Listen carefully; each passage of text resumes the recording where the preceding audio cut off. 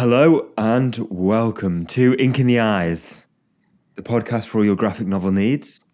I'm Charles Salisbury. With me today is Ace, and Ace is going to discuss T minus the race to the moon. Oh, I should have done the pause Hello. effect. Pardon? Do that again. T minus pause for effect. The moon. That's despicable me, in case you didn't. Thank you. I appreciated that.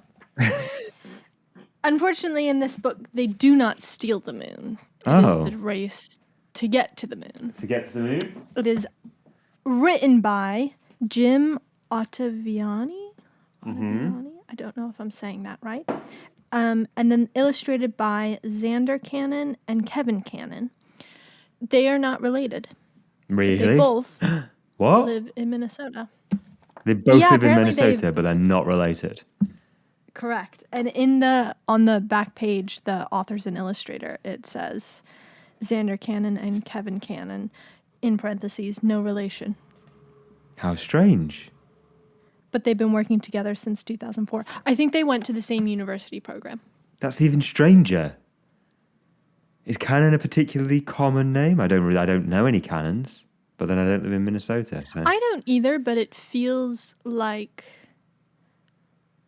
a generic enough name. Do you think it'd be one of those things that you met and you were in illustration and you were in uni and then you were like, well, this is our bond?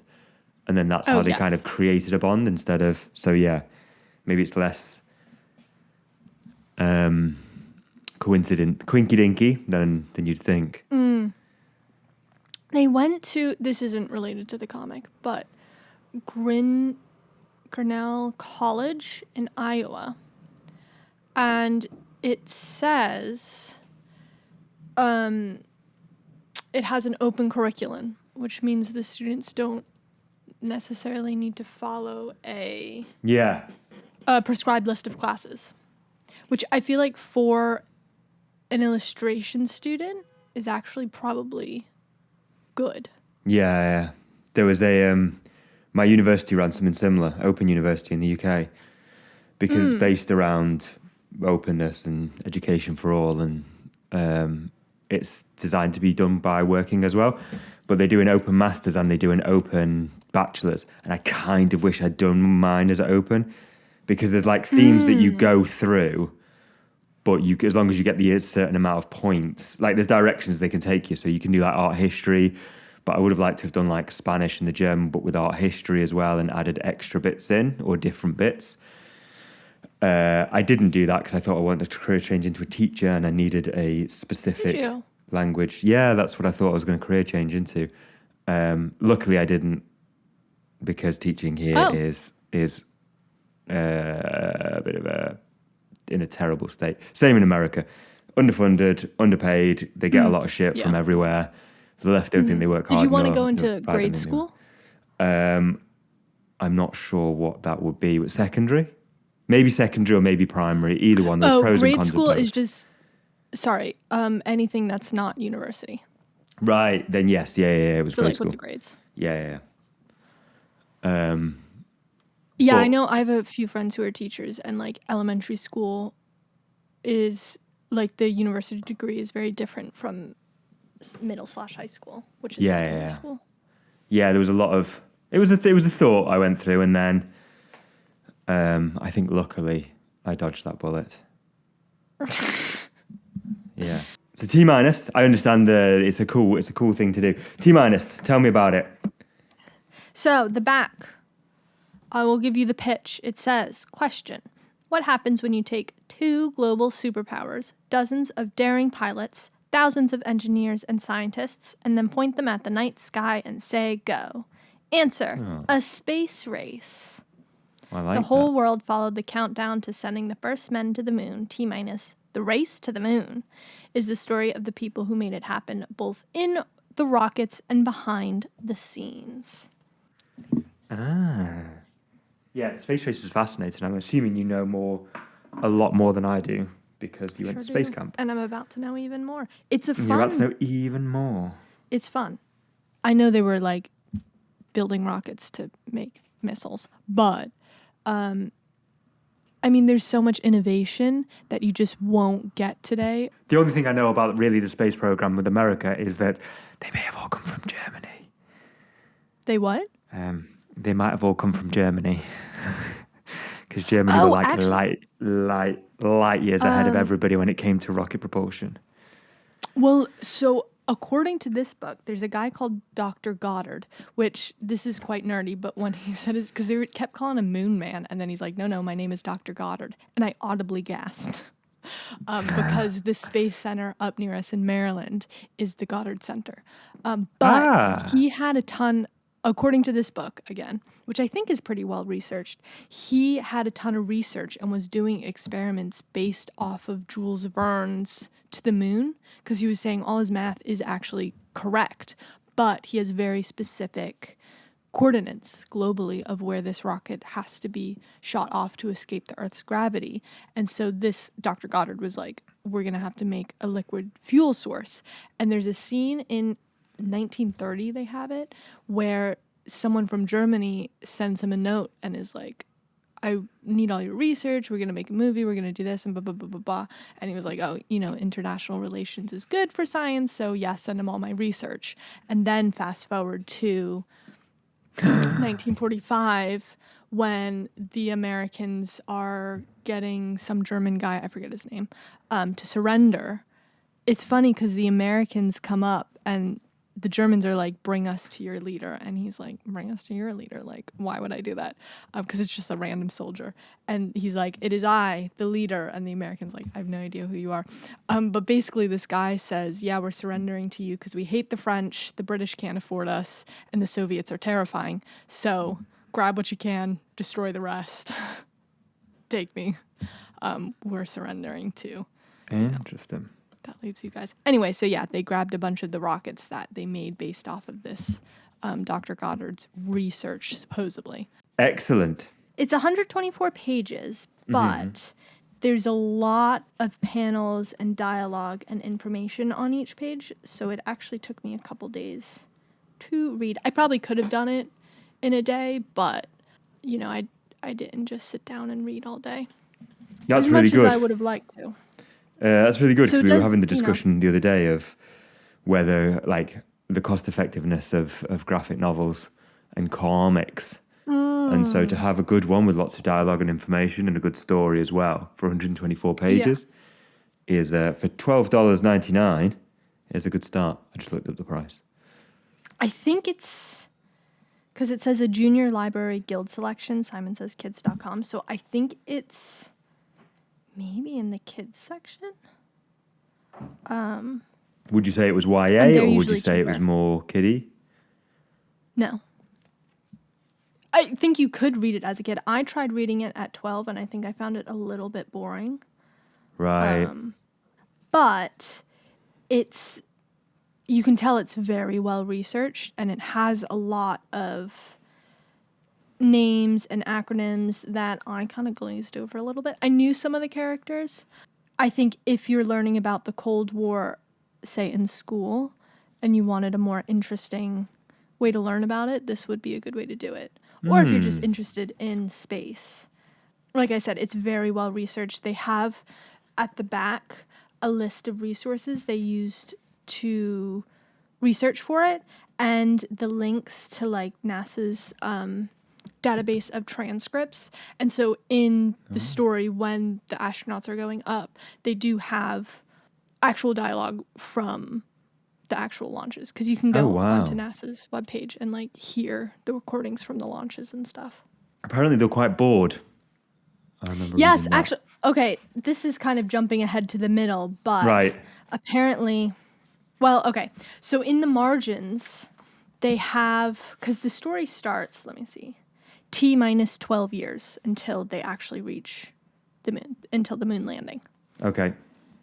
And so there's a fair amount of backstory, and I don't know how much you know about the space race, but there's a lot of failed attempts. Took 12 years. Yeah. And so as they're telling the story about both the Americans and the Russians, in the margins, they'll have the name of the rocket or the mission, how long the flight duration was, and then a picture of either the US or Russia, like a little tiny icon of the country. Oh, cool. And then it'll say like unsuccessful at the top, or it'll have a picture of whatever they sent into space, be it satellite or dog or chimp, etc. And so one of them, when they do actually start getting people into space, which took a while, is they went up for 8 days and they said they all brought books. Yeah.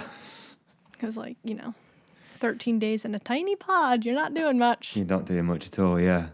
Yeah, I don't know what I was watching or reading about it, and I have a limited knowledge of the space race, but it was basically saying because they were sat doing checks for so long on the launch pad for hours. Oh, that yeah. They basically just read them the news because they couldn't move, but they couldn't do anything either. So they were just telling random news from random countries. Yeah. Yeah. Oh, interesting. Because in the end, spoiler, they do in fact make it to the moon. They did. Well, did they? Does it discuss the flag waving funny or the camera one or the? No. What's interesting? Do we go into this conspiracy theories for this? They don't go into the conspiracy theories. And reading into the author, I don't think he's a conspiracy theory guy. All of his graphic novels are about scientists and things like that. And he was a nuclear engineer and then got a master's in library science. Oh, wow. And so he's a nerd. He's a full nerd. Full nerd. With confidence. Actually, one thing I really like that I wanted to say is one of the little footnotes. It says the American and Soviet engineers did come across each other at various conferences and stuff, and they usually got along very well because they were interested in the same things. I was going to say, I'd imagine they just they're absolutely fine and chatting away. And, yeah. Which I thought was nice because, from a geopolitical standard, and then even when you're learning about it in school, we're enemies. We don't speak and we don't cross the line and all this. But everyone I've ever met from NASA, because we used to live in the Space Coast in Florida, they're huge nerds.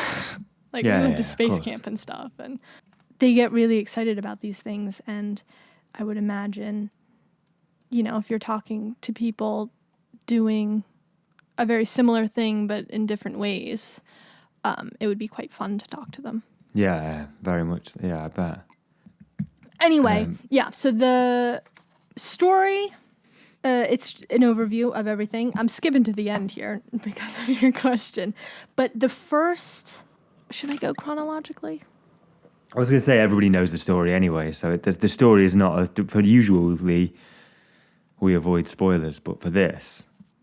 So they go really into the Americans orbiting the moon first. Because they thought the Russians were going to get to do it first. But on the Russian side, it appears there was one main guy they called him the chief designer, and he died during a just a routine operation. But after him, the Russian program fell apart completely because, they were the first ones in space by quite a few years. Yeah. And they...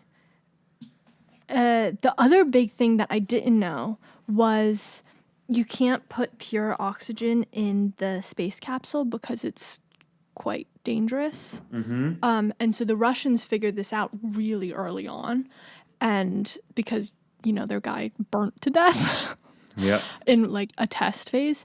And it was years and years later that the Americans found this out in a very public manner when they were about to launch. But they sent someone into space. Blows up on the launch pad.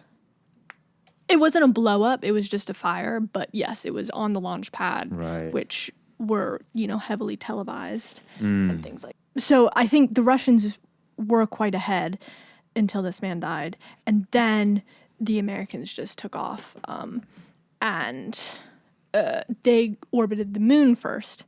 They're distant from me. And so in this, they spent several pages with the different transcripts and with kind of what the astronauts were doing. And then they come back. And I feel like it could have just been the pacing, but then you had, the actual moon landing. And they kind of just sped through that. Oh.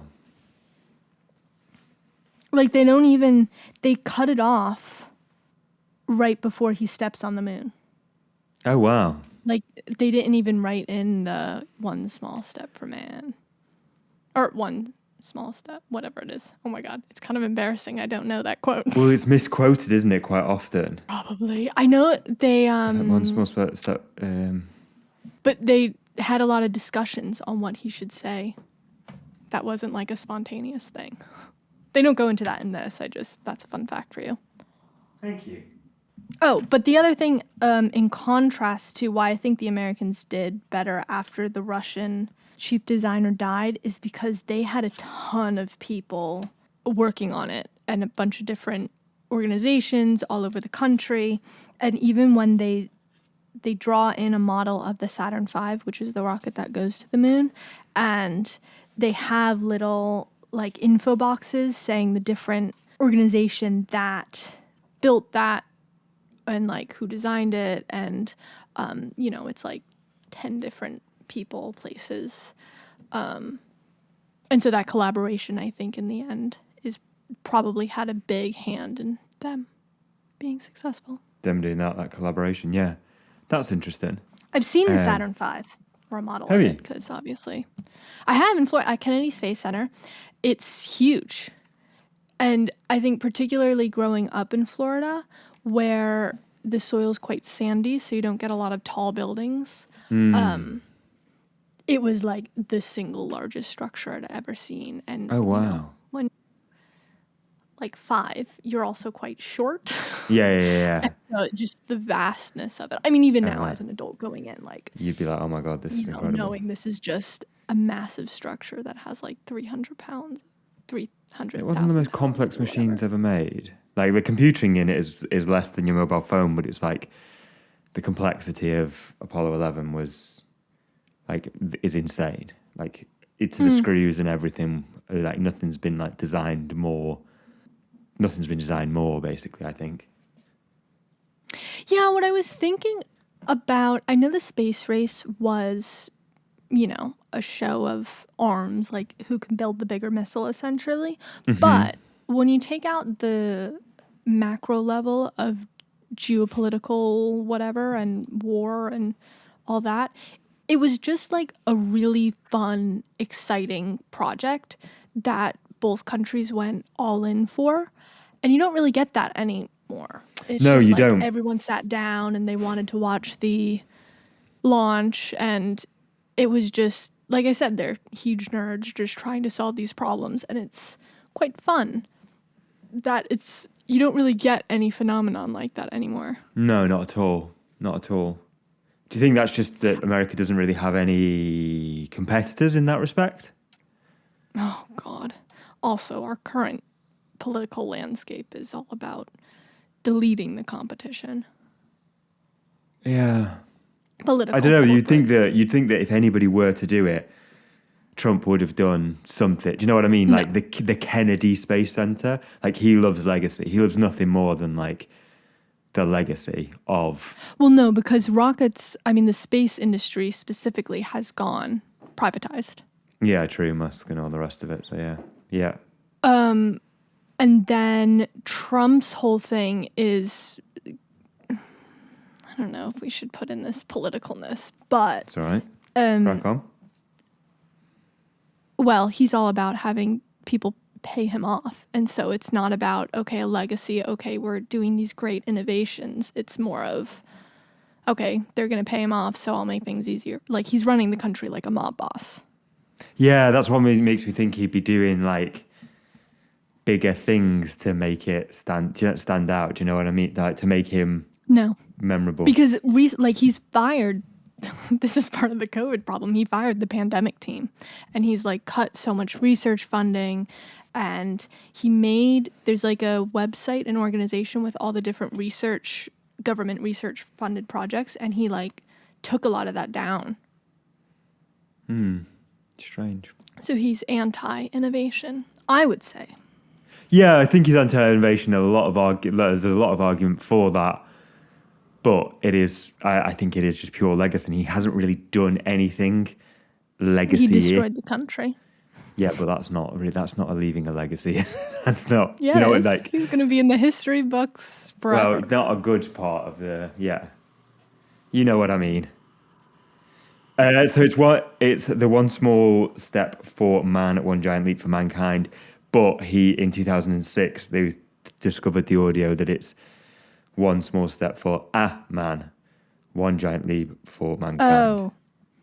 A pedantic. That was it. I knew there was a reason it was misquoted, but he just says it softly. There's a part in this where, let me see if I can find it. The Soviets get, I don't know if it's Sputnik, which is their first satellite, or if it was satellite. Yeah. Well, no, I'm saying I don't know if it was that or their first man in space, right. But they did it, and the New York Times calls NASA's like chief publicity officer, and they say, "Do you have a comment?" And he says, "It's 4 a.m. We're all asleep." What do you mean we have a comment? And so the headline printed was NASA, "We're all asleep down here." Oh my word! Oh, that's a terrible PR. Although it did work, you did get the first man on the moon. So yeah, they got first space, first satellite, first with Sputnik, first man Yuri Gagarin. And first woman in space. And first woman in space. Do you want to hear a rumor that I've heard, which is the most tragic rumor ever? That when they were building the International Space Station, to fit them together, to fit the Soviet and the Russian part, the Soviet and the States part together, neither one of them wanted to be the female connection. So at great time, cost and expense, they designed something that like interlinked together exactly the same. So that they like kind of screwed on together as opposed to one being inserted into another. Yeah. How pathetic is that? Really obnoxious. It's just so pathetic. I will fact check that whilst you're telling me more about the comic. Oh, yes. Okay. Because in this, and again, I'm assuming this is fairly factual. They did say at the end, because there were so many people working on it, sometimes they combined characters, especially on the American side. They had like two main guys. Because even I was like, some of the names were glazing over because there was just so many people at so many different points in the decade. But one of the guys comes up and he's like, "Did you hear the Russians sent up a woman?" And he was like, "Yeah, like we tested women. They're just as tough as men." And he was like, "How could they do such a thing?" And he said, "Well, women weigh less. They take up less oxygen. They take up less food. And, every couple pounds really helps. Because for every extra pound you have on the rocket, you need 3 pounds extra of fuel." And so he was like, "That sounds like a great idea to me." That's a great save, yeah. Yeah, that's a huge saving. And when did the first American woman go into space? Do you know? That's not in this book. I believe it was Sally Ride is the first woman. June 18th, 1983. Yeah, it was quite late. So it's much, much later than this. Yeah. So this ends in 69. July 20th, 1969. Which is interesting because Kennedy died before even they orbited the moon, I believe, which I didn't realize. Wow. And then the head of the Russians, who presumably was Kennedy's counterpart, also died in 67. And then the head of the Russian space program, he obviously also died before they got to the moon. And so the three main guys who started this race, none of them actually got to see us go to the moon. Oh, that's really sad. I know. To say how the head of the FBI killed Kennedy. No. CIA. Oh my God. Would you like to elaborate? So he politically shunned him. He cut budgets. I don't know whether he fired him. because he was basically just a law unto himself, and Kennedy tried to rein him in. And when he was reining him in, he suspiciously gets assassinated. So it was basically everybody was like, it's definitely, I know it's Lee Harvey Oswald, but actually. like it's. I thought you were going to tell me a crazy conspiracy. No. That is a bit like gravity bomb conspiracy theory, but like, who else has the means and the opportunity to do it apart from the head of the CIA at the time, which was just like you say, just absolute free reign. And to be fair, if they caught him, they would probably have not released that to the public. So let me tell you about the space station, ISS. So it is true to a degree. It's kind of a myth, but it's based on a real technological problem and a political issue.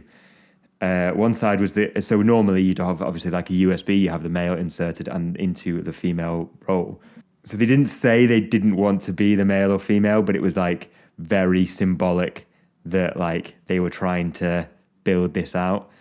And so they did come up with the androgynous docking system for the ISS.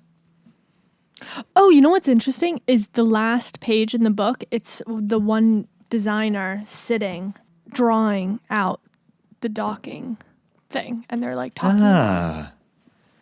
Now, they didn't go into that, circle. And I didn't know that. And so I didn't realize, but they do a nod to that. Now, it's more of like they talk about how we're going to meet the Russians in space now versus racing them to the moon. Yeah. So it was more leaning on that. But yeah, that is the last page. Who do you think will reach the moon next? Or do you think anybody will go to the moon next? I know they're talking about going to the moon here. It's going to be a billionaire, isn't it? It's either China or like a Jeff Bezos character who's like, I've been on the moon kind of thing. For most of my life, they've been talking about Mars. Because NASA had the Artemis program, which was a rocket supposed to go to Mars. Yeah. But I think the problem was technology developed so quickly now that the plans or the technology went out of date and it was just so expensive to finish. I think they're just going to basically let Musk or Bezos do it. Fair enough. I know people complain about Elon Musk's method of he basically just blew up a bunch of rockets. Yeah. Got one right. Whatever happens on somebody else's dime, isn't it? If you have massive of investment, you can just do what you want. It's also the quickest way to figure out how to do things. Yeah, of course. But like NASA can't fail because they have a Senate to answer to, whereas Musk has investors and investors kind of think he's a god. So yeah, he can do what he wants. Yeah, apparently it's quite easy. It's quite cheap to send up a satellite now. It's only like a couple of million. Yep. That's cheap for like a company can do. Do you know what I mean? A company can do that. Like, whereas now back in the day, that was next like issue. Yeah, is space junk. There's so many satellites. So much up there space. Yeah. That they're worried it's going to start interfering with other stuff. Silly bunnies. How's the illustration? Tell me about the colours. Tell me about everything. It's black and white. No color. Okay. No colour. Good illustration. The faces are fairly, like you can tell who is who, because I know we've discussed that in the past. Mm-hmm. But there's so many characters and so many names and acronyms and stuff and it's a lot of white men in this story. So they do at the end. To be fair, I also finished this at like 11 p.m. So I was tired and going through it quickly. But yeah, at the end they kind of all do they together. Look kind of, I know you were saying that characters are kind of ensemble together, but like, do they look like the people that they are depicting, or I don't know, actually. I didn't look up any of them. Are they very fictionalized? Okay. No. They're definitely the real people. It's just, so there's a guy, Caldwell C. Johnson and Max are the two main American like designers you kind of follow. And for those two, they said they kind of combined a few conversations and stuff from other engineers. Right. But everyone else, like there's a guy, everyone called Stormy. He, I think, was the head of the NAA. It wasn't NASA, but it was the other main. Yeah, the National Aeronautic. Oh my God, sorry. North American Aviation, I think. And so he was in it a lot. And then they also said, so the chief designer, they said he was such a instrumental figure that most of his dialogue is just his dialogue. Sergei Korolev. Korolev, yeah. And it's funny because they said Americans had heard them refer to this character when they spoke with their Soviet counterparts, but they didn't actually know his real name until he died. And it was in the papers. Wow. So he was just kind of like behind the scenes, like doing it all.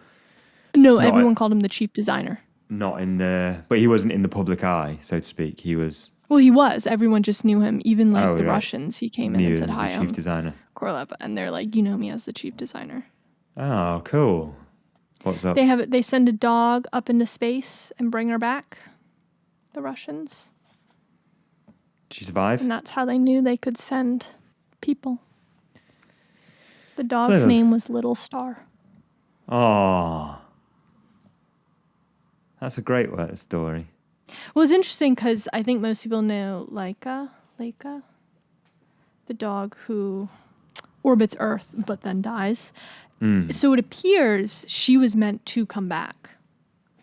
But there was a problem. But there was a problem and she died. Oh. Yeah.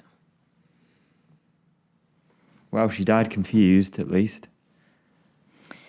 Yeah. Extremely confused. Oh, that's actually a good point. Yeah. She probably thought she was dead before she actually died. Like, what's happening here? What's going on? Like, Well, it's probably quite a bad way to go. Yeah. Whenever the astronauts go up, they always say when they're in zero gravity, I feel great. This feels fantastic. Yeah, I can imagine you don't really have the aches and pains of life, do you? You just Gravity getting you down. You're stretched out like your muscles. I know you atrophy. Like that's a huge problem, isn't it? Yeah, you grow 3 inches when you go to space because your spine decompresses. Mm-hmm. Tell me some more facts. NASA spent lots of money trying to. This isn't in the book. This is just a fun fact for you.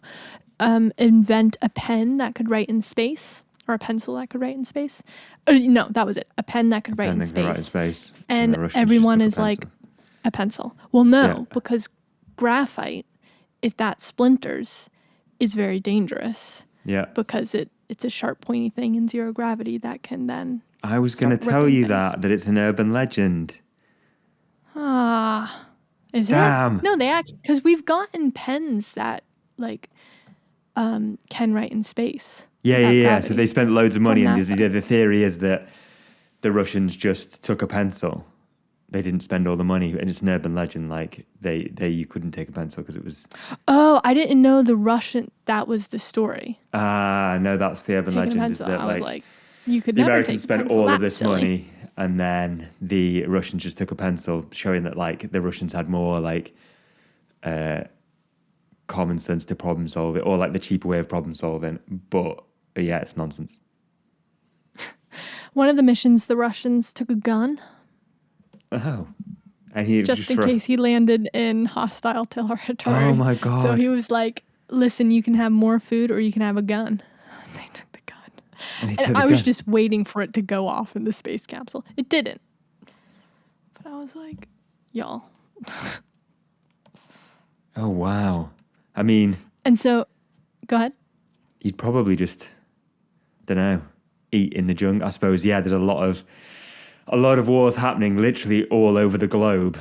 So the chances that you landing in one is quite high, I imagine. Like all of Latin America is in the Cold War, or most of Africa at this point. Afghanistan, when was the Soviet Afghanistan? That's much later, isn't it? But I don't know. I don't know whether I'd take a gun, but like, because I'm a greedy fucker and I would have just picked more food just off the bat of being like, do you want more food or anything? And I would be like, oh yeah, obviously more food. But you probably are going to land in a hostile territory. So, Well, they landed in the forest and then they made them ski home. wow. Or like ski to the plane. That's They like cool. airlifted skis to them. That's cool.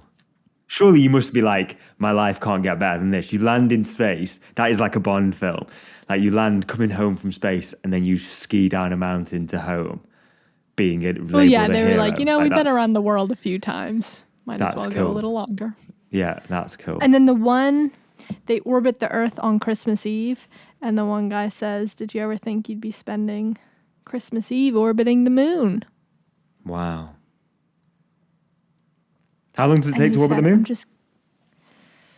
I don't know. You did say at the top, I think, but Like, how long did the mission from Earth to the moon take, or just to go around the moon? mission to the moon. So it depends. Do you want to know the one where they walked on the moon, or the one where they just orbited it? Do the orbit one first. Okay, first Saturn V. They went around the moon a few times. 6 days, 3 hours, 42 seconds. 6 days, 3 hours. So apparently there's a point between the moon and Earth. Equigravisphere is the point where Earth's and the moon's gravity balance out. And you could just stop there forever. Wow, that's cool. So the ones who went to the moon, orbited, didn't walk on the moon, one of the guys went to Hawaii and spoke to Admiral John McCain, the father of the future Senator John McCain. Ah. And he was like, hey, I know you just brought your boats back or whatever, but would you mind, please, sending them back out to pick up our astronauts? And it's just like 4 panels of this, like getting closer in on this guy's very serious face, smoking a cigar. And he says, this is the best damn briefing I've ever received. Of course, I will go pick up the astronauts. Oh, that's We've got cool. our boys a boat ride home. That's what he said. Oh, that's cool. But that's what I'm saying. Like, everyone was just so excited for this. Yeah. You don't kind of get that, even national camaraderie anymore. No, you don't. You don't get that. I Have would you say it's ever probably seen? the most, splits the country has been in a long time, for America at least, it seems. Yeah. Not to go depressing, but have I ever seen what, my love? A super guppy plane. A super guppy plane. Go ahead No. and give that a Google. That's how they transport all of the Oh, I have seen this. Moonlander. Yeah. Even in the book, it says if you haven't seen this, go look it up because it's one of the most delightful looking planes. Have you seen one IRL? No. Because I assume it's in Florida. No, I don't think I have. Maybe a model of one? Yeah? Because I have seen one. I couldn't tell you. But I think I've just seen like photos of it. I've seen a launch. I've seen most of the rockets. Because at Kennedy Space Center, they have a rocket garden where they have models Wow. of a Full-size lot of models. the different rockets. Yeah. That's And cool. they're just like standing in this kind of area where you can walk through them. And they have one of the old shuttles. Actually, at the Smithsonian in DC, they also now have, they've had it for a while, one of the shuttles. That's cool. I've been inside a model of the shuttle, I believe. I was so young, I don't really remember it. But I think the one shuttle they have at Kennedy Space Center had actually been to space, and you can walk under it or like really close next to it, and you can see like where there was flames when it came back into the atmosphere on the tiles below. Wow. That's insane, really.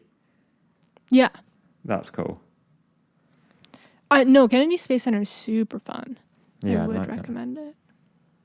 I think my auntie went and she brought me back one of these like dehydrated pudding thingies. Oh my God, ice cream? Dehydrated ice cream? That was it, like an ice cream cake Oreo thing. I obviously didn't eat it because Yes. it's not my flavor, but like it was on my shelf for ages as a child. Really? Yeah, I thought it was cool as fuck. You didn't eat it? Well, I guess lactose intolerant. You could have. Lactose intolerance don't really like ice cream sandwiches, so it was just cool that on Yeah, the but a shelf. dehydrated Also, ice cream sandwich is very different from an ice cream. that's probably fair.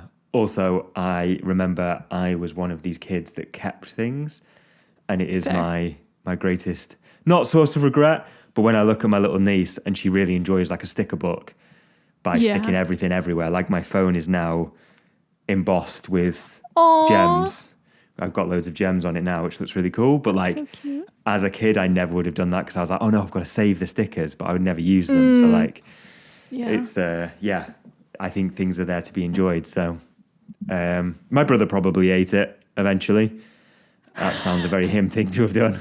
So Aw. yeah. Well, I'm glad someone enjoyed it. I'm glad somebody enjoyed it. Exactly. You should always be enjoying things as the motto of life.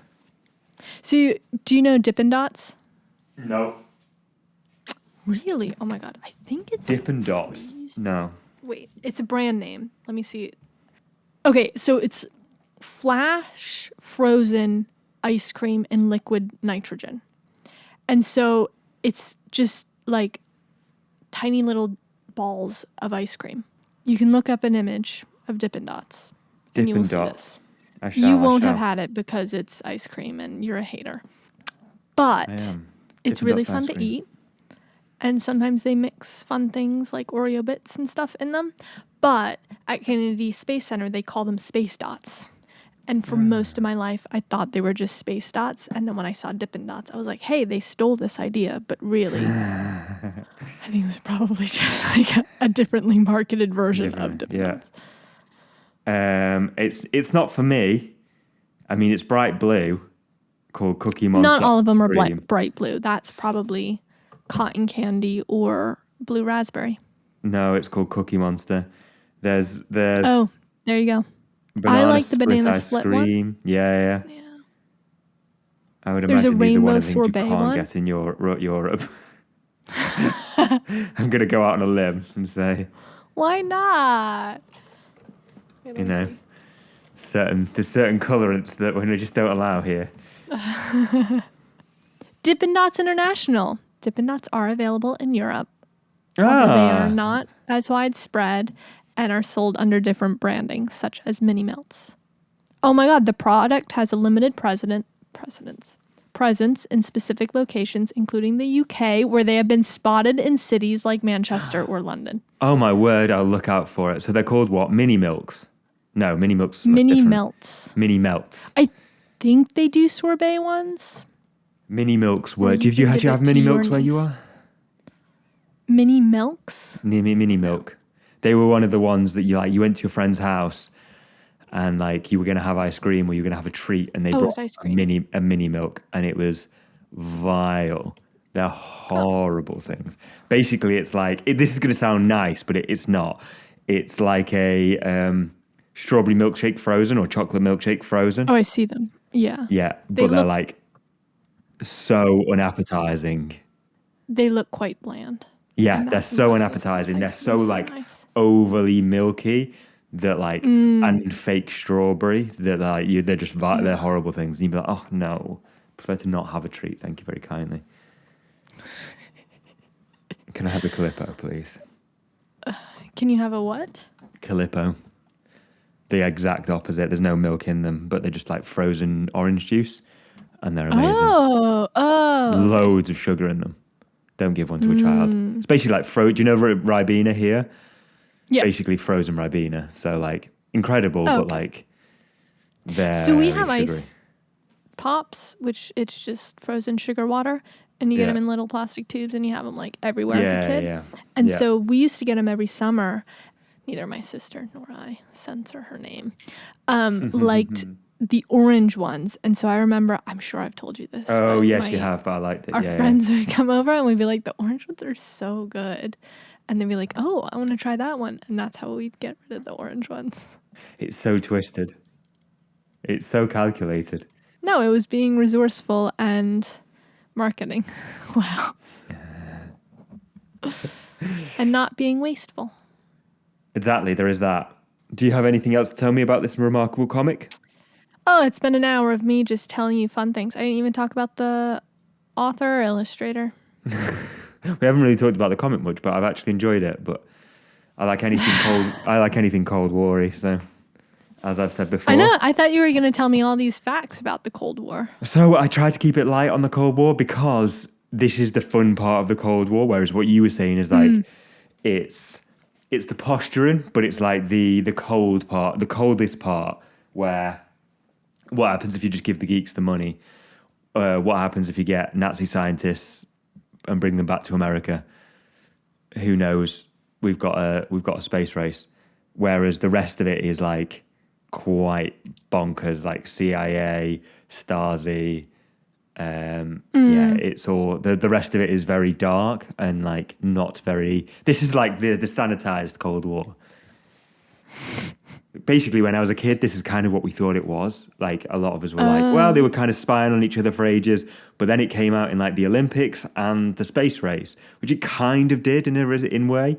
But then when you're older, you find out about all, like, the proxy wars that at least, like, Russia and America weren't fighting, but, like, they were fighting through other people. Yeah.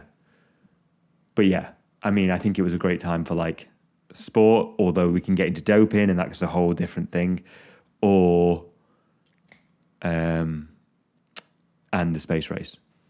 So the author started his own publishing imprint, I guess, called GT Labs for all of his stuff.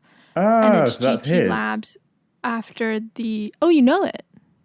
So when I was looking this up, it came up with GT Labs, and I didn't realize that was the authors. Yeah, so he started that. It's all his writing work, but he named it that after the Spider-Man. Oh, so he's a hard geek then. He's like, yeah, proper. Yeah, fair enough. That's why I said I can say like confidently. But it's interesting because he's had a ton of things published, and he's had won a lot of, or been nominated for a lot of awards. Yeah. Oh, General Tektronics Labs was the Spider-Man. Peter Parker he got a spider bite. Anyway, but he writes, very well researched stories about scientists. And like there's one, Bone Sharps, Cowboys, Thunder Lizards, is about paleontologists. His first one, and I think most popular one, is Two-Fisted Science. And it's just a bunch of just like little stories about various famous scientists like Newton, Niels Bohr. Oh, cool. Et cetera, et cetera. And so they're, I would say, ripe for award winning. But he seems to genuinely just find it really interesting, which is nice. That's interesting that he does his own small press. Well, so he's had things published with traditional publishing houses, the big publishers, like Macmillan, and this one, Simon and Schuster. I don't know if it started out with his thing and then they're republished with the big publishers, or like GT Labs is just kind of a blog for him to centralize all of his work. I see. And whatever isn't like published. Because it's interesting, he, like I said, started in engineering, got into library science, and then met comic book artist Steve Lieber, and they wrote a short... Oh, after reading Richard Rhodes' book, The Making of the Atomic Bomb, Steve Lieber and Jim Ottaviani, I think I'm saying that wrong, wrote and illustrated the meeting between Niels Bohr and Werner Heinsberg during World War II. And that was like the first story in that Two-Fisted Science. And that's how he like took the jump. And he's written a lot. He ran a lot. Written a lot. Sorry, wrote a lot. Yeah, sorry.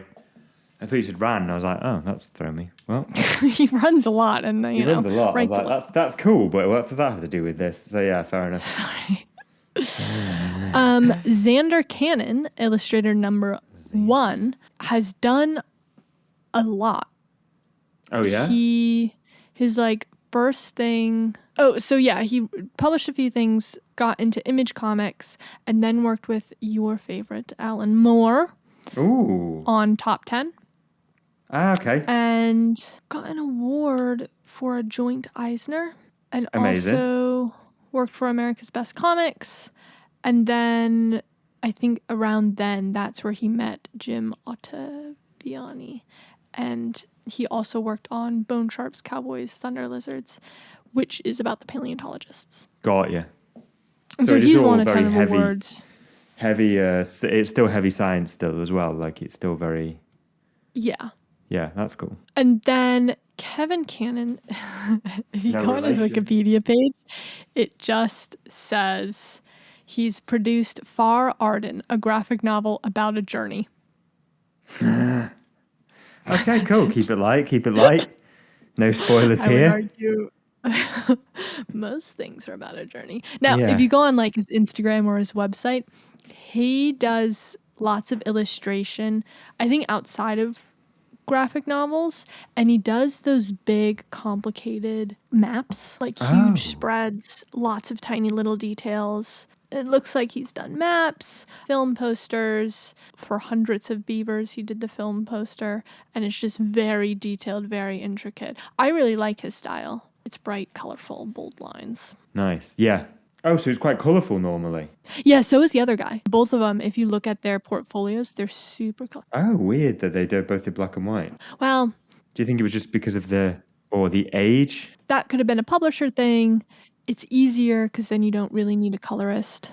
True. Would you think it was like the black and white telly? It was all like how it was seen on screen at the time? Yeah. I suspect it might have been a publishing decision, but that's based on vibes. It could have also been, you're right, because it doesn't really have a black and white television vibe. Yeah. And they actually talk about getting the astronauts color film in the camera to take a picture of the Earth at one point. Ah, I see. So that's why I think it is. So apparently, 10% of Americans think it's a conspiracy. 9 to 20% of UK, which is way worse. In Russia, people think it was... because 10% of the US is, our population is a lot bigger. That's true. That is about 15 to 30 million. So yeah, you're right. Whereas what would 20%, that would be 12 million. So yeah, we're roughly about the same. No, we're not. We're half. So 12 million people roughly max think that the moon landing is fake. 30 million people in America think the moon landing is fake. Apparently Russia think that 50%, but I think that's nonsense because I remember watching a thing about the conspiracy theories, and it was like one of the main pulls of why this did happen, and it wasn't a conspiracy or faked, is that the Soviets never said. The Soviets at the time were like, oh, they got there first. They never were like, we think it's a fake because of X, Y, and Z. And it's like, well, if your enemy agrees you did it and you agree that you did it, then there's obviously no conspiracy. There's that. Obviously, there's no. I mean, it's a nonsense conspiracy anyway because follow the money. Like, I would, you employ somebody like me. I'm a gossip. I would have just spilt the secrets, but the day after, I'd have been like, that was fake. I can tell you that. I was working on it. This is why. There's no way that you wouldn't. I think they calculated it, and mathematically, it would take 2 years for it to come out. Oh, really? Yeah. How do you mathematically calculate gossip? By probability of people. If you tell one person, then somebody tells the other person, then so this gets into this, and it'll be corroborated by this person. And they do keep state secrets, though. They do keep state secrets, but to be fair, so many people were working on this.